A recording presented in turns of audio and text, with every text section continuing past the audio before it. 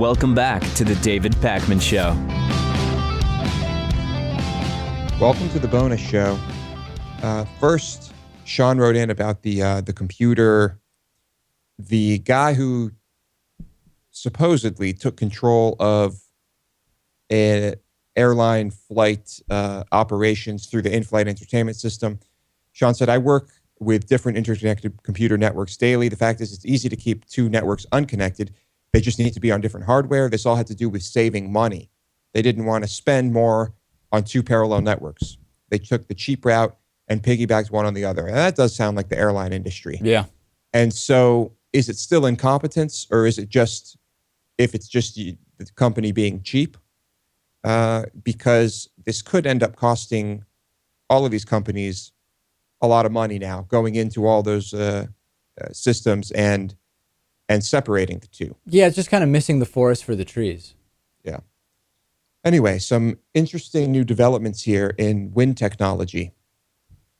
There is a new type of bladeless wind turbine that essentially is just a pole that shakes, and it generates the electricity by shaking.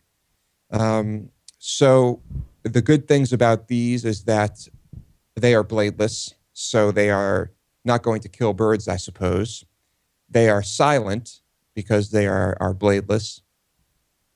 And you can put more of them in an area where there is a lot of wind. You can just have a higher concentration of them. Now, the bad part is that, as you might have guessed, they don't generate as much electricity as those standard bladed turbines. I wonder, though, if you could put these on top of every skyscraper, for example, if the fact that each doesn't generate as much might not matter because you could put them in so many more places. I don't know. Yeah, could be. The Vortex claims that that the energy produced by its turbines will cost around 40% less than energy from the normal turbines.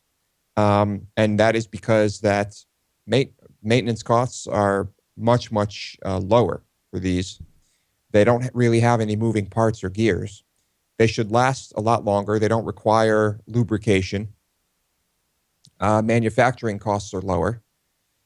All around, it seems like it could have a lot of potential. So they capture about 30% less energy than a regular turbine. But like I said, you can use more of them in any given area. I think when it comes to the aesthetics of these, people are still probably not going to like them, right? These giant phallic-like things dotting some piece of land. Someone always complains, but it's always so minor, you know. When I see the wind turbines in different places where I've seen them as I drive around, I think it's so great because it's just a sign that the wind is being used rather than the resources underneath the ground are being drilled to provide energy. It doesn't bother me in the least.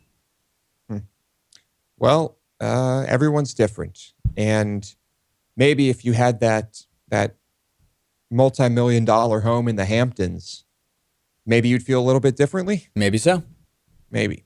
But we can't know for sure until that happens. So here it is, the Vortex bladeless wind turbine shaking to generate electricity. I think I like this. This is a good one. You know, they can probably improve the efficiency too as technology. Well, technology only goes in one direction. Obama has just done something good once in a while. Once in a while, he does something we like, and this time he has limited police access to military-style equipment. Now, of course, this is just it does not encompass everything. It is limited, but I guess it's a good move, and we can get into the details. Just hearing about this, I mean, you are in favor of this, right? Absolutely. Okay.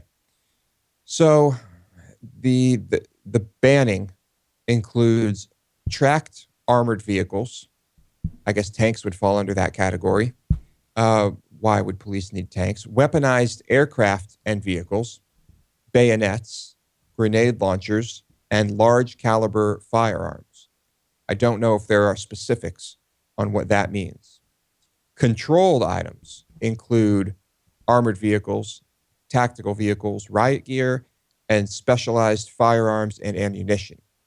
So there is still, a lot of military-style equipment that is unaccounted for here. However, it does seem that this is going to have at least some impact. I'm not sure about. I think I don't know what's going to happen with the equipment they already have that falls under these categories. Perhaps this just means that they will not be able to get equipment from here on out, that type of equipment. But the new rules were developed by a federal group with representatives from the Justice Department, the Department of Defense, and Homeland Security. They released a report. Obama instructed agencies to adhere to its recommendations. So I'm glad that this is being addressed. Yeah, I mean, there are pictures that have been circulating in response to this of tanks, just police department tanks, right? Like if you look down in a lot of the comments for these articles, you'll see people posting the pictures. We've talked about the militarization of police, and it's this very circular cause and effect type of situation where the police feel that they're more in danger, so then they militarize, and then that creates a problem because of how they're perceived as more militant by people, which makes the citizens be more defensive and may escalate violence. You know, you can start the circle wherever you want. I chose to start it arbitrarily in one spot, but we've talked about this. This is a real problem here. Police who use or authorize the use of controlled equipment will have to receive annual training on these standards. They are also required to create a record of every significant incident, I guess that's open to interpretation, where controlled equipment was used. Keeping those records for at least 3 years afterward and providing them to the federal agency. Why do they only have to keep them for 3 years? Why can't they keep them forever? Yeah. The federal agency that supplied the equipment upon request. And so that's that. It's a step in the right direction. But I think we're all in agreement that the police should not have tanks, to say the least. And who is even qualified to operate one of those tanks? Oh, well, I'm sure they have training. The police have tank training? Yeah, they probably get it from some kind of national agency, I would guess. Maybe even the military, which tells us about part of the problem. Yeah. Agreed.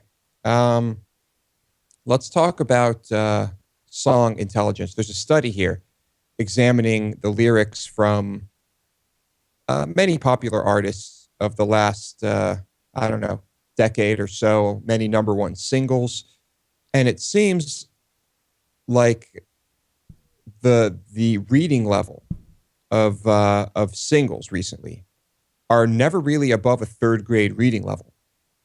Now, looking at a lot of these charts, it seems like in every category in every genre, at least popular genres, radio-friendly genres, over the past 10 years, no lyrics have ever surpassed a fourth grade reading level.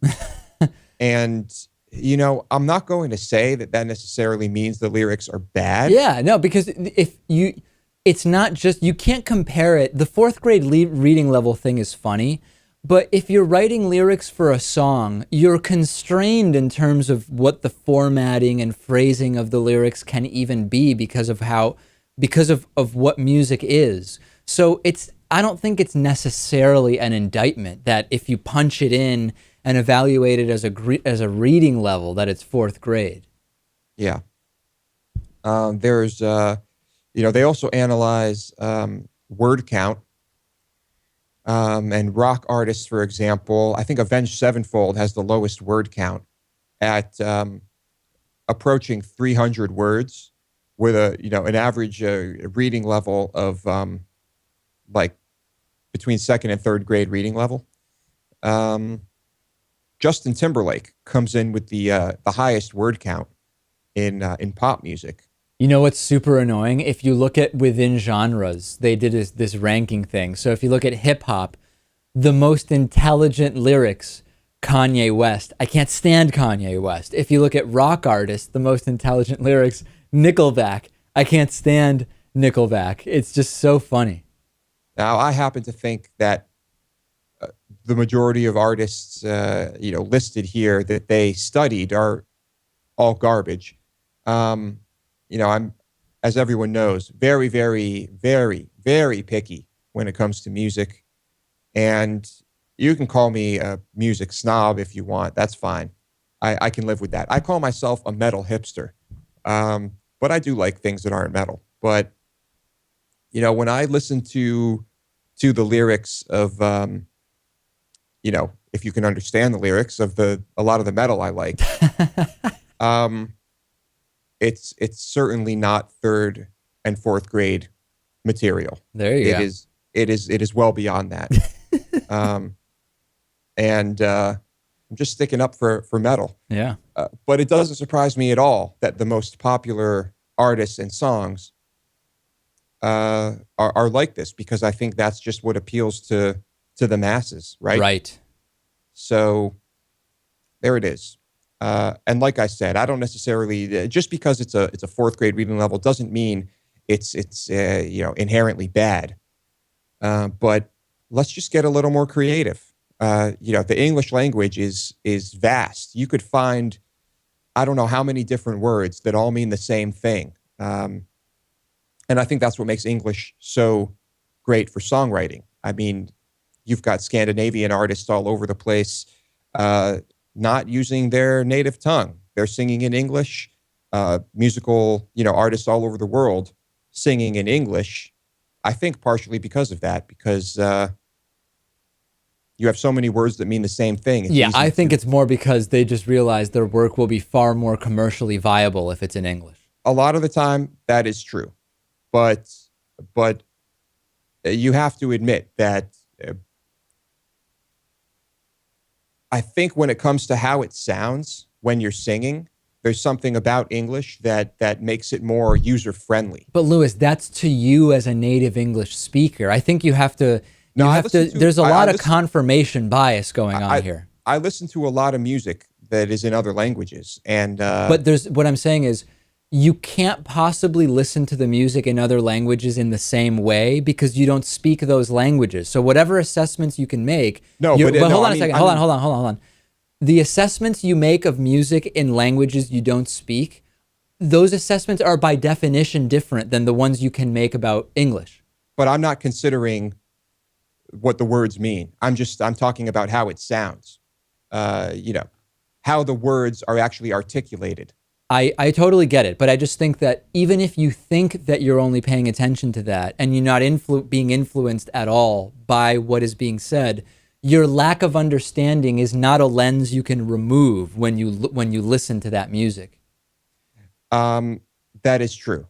That is true. I can still have this opinion, David, and another language that I think just to me sounds, the way I like it to sound is German. And as we know, oh dear, there is a connection there between English and German, is there not? Yes, there is. Okay.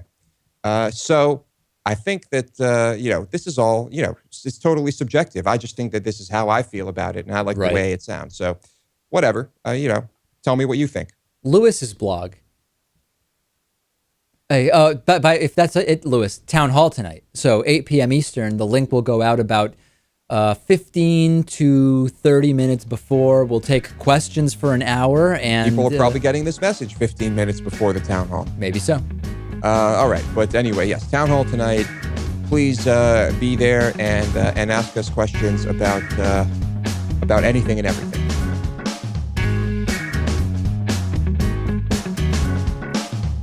The David Pakman Show at davidpakman.com.